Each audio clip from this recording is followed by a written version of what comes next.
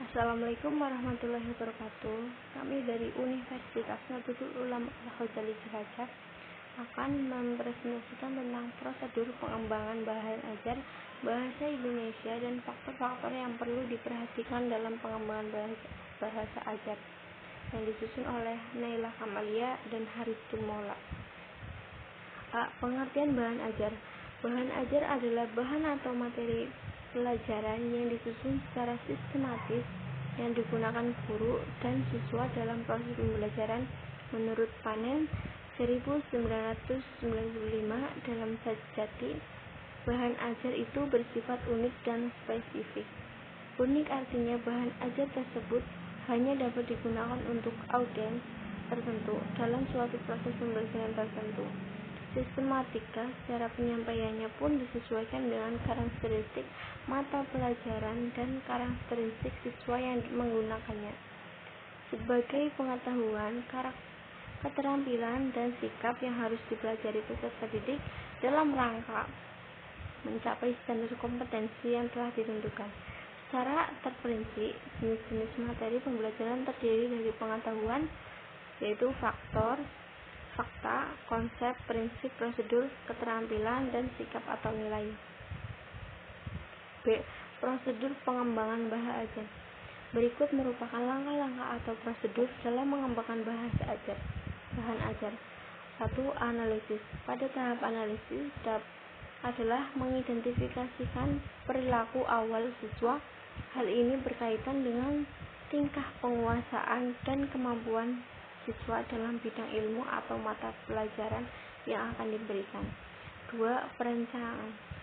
Setelah memahami dengan baik terkait perilaku dan karakteristik awal siswa, langkah berikut adalah perancangan.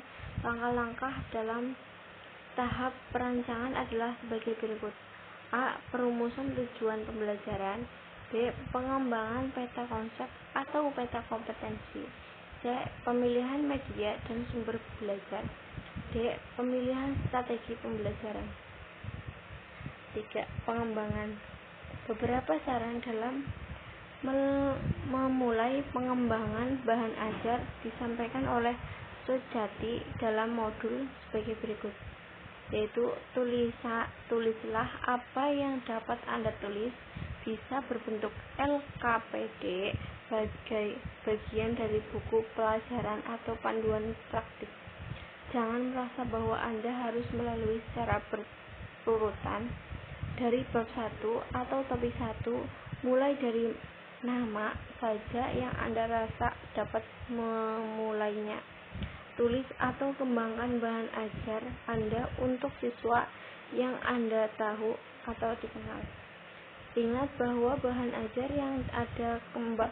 yang Anda kembangkan harus dapat memberikan pengalaman belajar kepada siswa.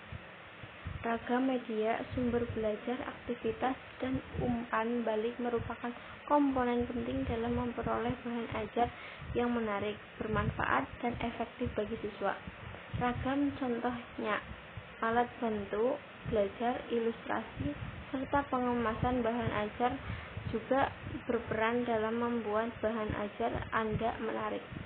Gaya penulisan untuk bagian tekstual, naratif, eksplanatory, deskriptif, argumentatif, dan perintah sangat penting agar siswa dapat memahami maksud Anda pada norma. 4. Evaluasi dan revisi. Evaluasi merupakan prosedur untuk memperoleh beragam reaksi dari berbagai pihak terhadap bahan ajar yang telah dikembangkan. Reaksi ini hendaknya dipandang sebagai bahan masukan untuk memperbaiki bahan ajar dan menjadikan bahan ajar lebih berkualitas. Tahap revisi adalah tahap perbaikan dan penyempurnaan bahan ajar berdasarkan masukan yang diperoleh pada tahap evaluasi. C. Faktor-faktor yang diperlukan dalam pengembangan bahan ajar. Faktor-faktor yang diperlukan dalam pengembangan bahan ajar adalah sebagai berikut. 1. Kecermatan isi. Kecermatan isi adalah validasi atau isi, kesalahan isi atau kebenaran isi secara ilmiah, dan keselarasan isi adalah kebenaran isi berdasarkan sistem nilai yang dianut oleh suatu masyarakat atau bangsa. 2. Ketepatan sangkupan. Ketepatan sangkupan berhubungan dengan isi bahan ajar dari sisi keluasan dan kedalaman isi atau materi, serta keutuhan konsep berdasarkan keilmuan, keluasan, dan kedalaman isi bahasa. Bahan ajar sangat berhubungan dengan keutuhan konsep berdasarkan bidang ilmu. 3. Keterjemahan bahan ajar. Ada 6 hal mendukung tingkat keterjemahan bahan ajar sebagai berikut. A. Penerapan neologis. B. Penyajian materi yang sistematis. C. Contoh dan ilustrasi yang memudahkan pemahaman. D. Alat bantu yang memudahkan untuk mempelajari bahan ajar. E. Format yang tertib dan konsisten. Adanya penjelasan tentang relasi antar topik dan manfaat bahan ajar. 4. Penggunaan bahasa. Penggunaan bahasa yang meliputi pemilihan ragam bahasa, pemilihan kata, menggunakan kalimat efektif, dan penyusunan paragraf yang bermakna sangat berpengaruh terhadap manfaat bahan ajar. Penggunaan kalimat efektif menekankan perlunya penyampaian informasi dilakukan melalui kalimat positif dan aktif, dan dapat memungkinkan menghindarkan penggunaan kalimat negatif dan pasif. 5. Perwajahan atau pengemasan.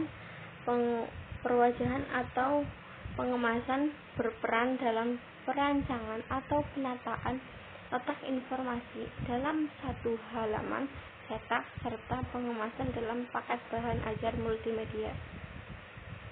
Ilustrasi. Penggunaan ilustrasi dalam bahan ajar memiliki ragam manfaat, antara lain membuat bahan ajar menjadi lebih menarik melalui variasi penampilan. Ilustrasi digunakan untuk memperjelas pesan atau informasi yang disampaikan. 7. Kelengkapan komponen.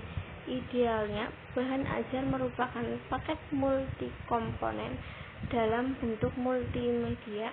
Paket tersebut mempunyai sistematika penyampaian dan urutan materi yang baik, meliputi penyampaian tujuan belajar, memberikan bimbingan tentang strategi belajar. Paket bahan ajar memiliki 3 komponen inti, yaitu komponen utama, komponen perlengkapan, dan komponen evaluasi hasil belajar. Dan komponen utama berisi informasi atau topik utama yang ingin disampaikan kepada siswa atau harus dikuasai siswa. Sekian dan terima kasih. Wassalamualaikum warahmatullahi wabarakatuh.